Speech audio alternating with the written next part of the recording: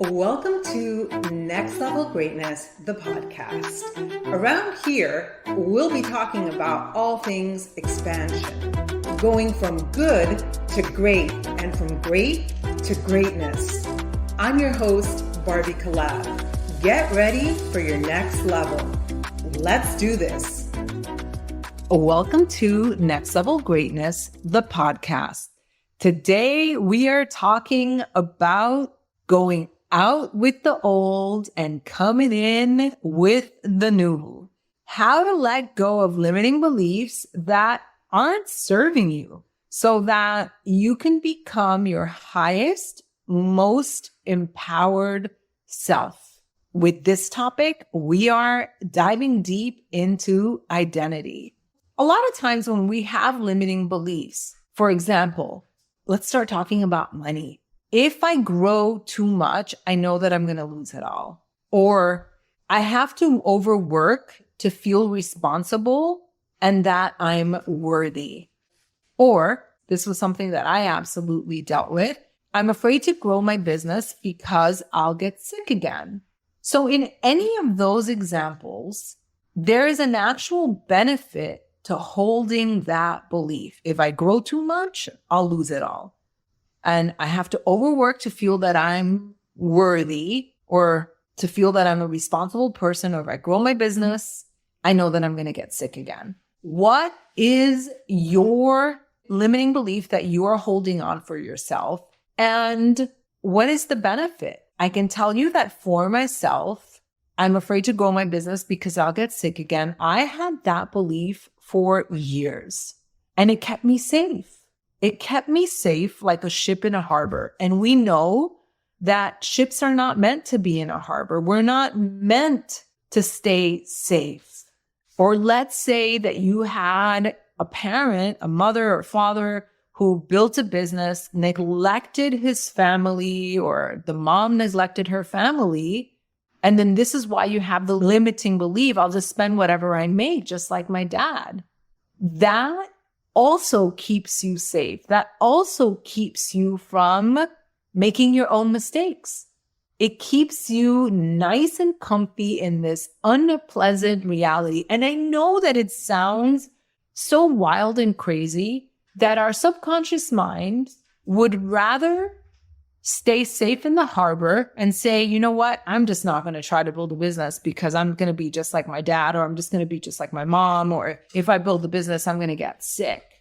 But the role of the subconscious mind is to keep us safe.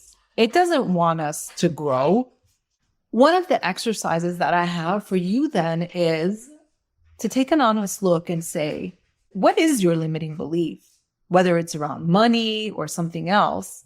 And how is it serving you? Because it's serving you in your life some way, somehow. And you might want to journal on this. You might want to take a piece of paper. You can burn it afterwards. But holding this belief is doing something for you. And for me, I was missing out on the joy and the pleasure that I've had the past 2 years of building my podcast, building my online course offerings, and the joy of rebuilding or growing my network marketing business. I was freaking paralyzed from the fear that I would get sick.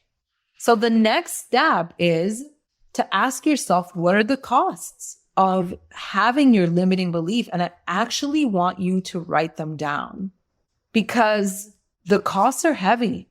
I was dying inside. Not literally, but spiritually. I really felt like I was losing, or I had lost a part of myself by being the same person, doing the same thing. My life was beginning to feel like Groundhog's Day because I was too afraid to let go of my limiting belief. What is the cost for you of holding on to the belief that you're going to be just like your parents, or you're going to be just like your mom, or you can't actually make money, or that you can't look beautiful because then you're going to get unwanted attention, or that I don't know what your limiting belief is, but I can tell you that I've heard many, many of them, and they all run the gamut, and none of them are silly. They're not silly. These limiting beliefs usually come from the subconscious programming that we had as children from parents, our society, grandparents, that they didn't mean harm. I mean, maybe some parents did, but they really didn't mean harm. They were just passed on from generation to generation. So this was interesting. Just the other day, I was in my magnetic portal group. One of the women we were talking about makeup, and one of the women was saying that her grandmother said to her when she was little, can't you see that even corpses at the funeral home have makeup? A woman should always have makeup. Well, of course, this woman always believed that that's what women should do.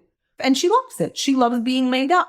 But then someone that actually knew the woman in the group said, oh, well, that's funny because my uncle, I think it was an uncle, said, she saw her with a bunch of makeup on and she said, look at you. You are just so beautiful without makeup. You don't need it. Two very opposing views. Who's right? No one's right. I mean, at the end of the day, you get to do whatever it is that you want. But so many of us, we have constructed this identity about ourselves that doesn't really fit who we are. It doesn't really fit our beliefs. What is it that we desire to do with our lives? And so what if the woman who doesn't wear any makeup because her uncle said, you're beautiful without makeup, what if she actually desires to wear makeup? And it's a simple one. But what if the woman who feels like she has to wear makeup feels enslaved by it? And I'm not talking about the people in my group. I'm talking about hypothetical. Here's the great news. So once you've looked at how limiting beliefs are serving you, they're benefiting you, and how they're costing you, the great news is that you can change by constructing a new identity for yourself. You can actually change who you want to be, how you want to be, how you carry yourself on in this world. The future of your success, write this down. It is so important. If you're not writing it down, it's okay if you're walking. But the future of your success is based predominantly on the image that you hold of yourself. So if you're always saying things like, I can't hold on to money, then guess what? You can't hold on to money. You're never going to be able to hold on to money if that's the way that you see yourself. If you're always saying things like, I'm always sick, guess what? You're always going to be someone that is sick. Or if you say, I'm just a teacher, I'm not really an entrepreneur, then guess what? You're going to have a really hard time starting a business because you don't see yourself as an entrepreneur. All of this has to do with identity. I want to introduce this concept of the logical levels of change model. And this is taken from neuro-linguistic programming. I love it so much because at the very top is identity. This is how we can really bring about change. So there's identity. Below that are beliefs and values that we hold about ourselves. What is it that we believe? What is it that we value? Below that is capability. What are we capable of? Below that is behavior. How are we behaving in the world? And below that is the environment. So what does our environment look like? Who are we hanging around with? Let's say you want to lose weight. And I always choose the lose weight factor because it just seems like an easy one. And so you clean out your refrigerator and you're going to change your behavior and you're going to start going to the gym. But if you see yourself, now we're talking about identity, as someone who is lazy, as someone who will always be overweight, as someone who is just not good with this kind of stuff, you're going to have a really tough time making lasting change. Let's take the same example with business. You start an online business. Let's say you become a body coach and you get yourself a planner and you start doing the behaviors that you're supposed to do and start talking to people and you say, okay, I'm capable, and you have your affirmations. But if you haven't done the identity work and you haven't really taken a look at who you want to be in this world, and you haven't changed it, and you've always been told that you're not good at business, you're good at mathematics, or you're good at talking to people, but you're not a business person, it's going to be really tough. So if we want to change, if you want to change, we have to change our self-image. We have to change our identity. Who do you want to be? So I'm going to give you a little exercise on working on your present identity. So this is taking a look at yourself, an honest look at yourself now, and ask yourself, who are you? Who are you now? How are you being in this world? What kind of qualities do you possess right now? You may or may not like what you see, but you may actually say, wow, you know what? I'm a really good wife. I'm a really good mother. I'm a good husband. I'm a kind person. How do you behave with yourself? What are your relationships like? And if we're talking about money, what is your relationship to money and finances? So you're looking at your present identity. It's who you are right now in the world.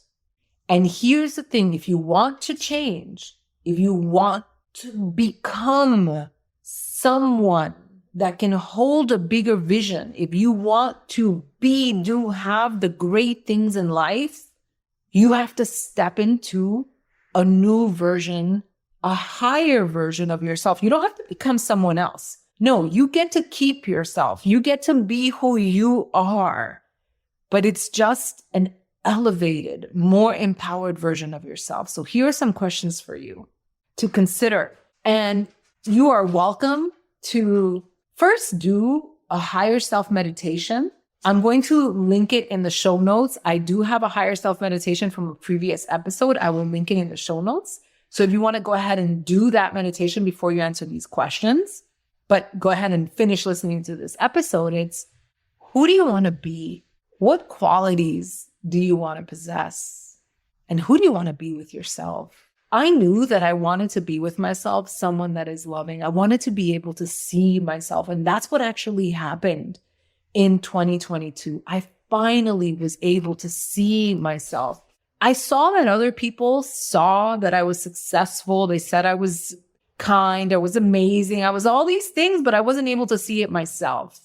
What kind of person do you want to be with your spouse? What kind of person do you want to be with your partner? What kind of person do you want to be with your children or with other people? And because we're talking about money, what kind of relationship would you like to have with money and finances? And this might be such an eye-opener.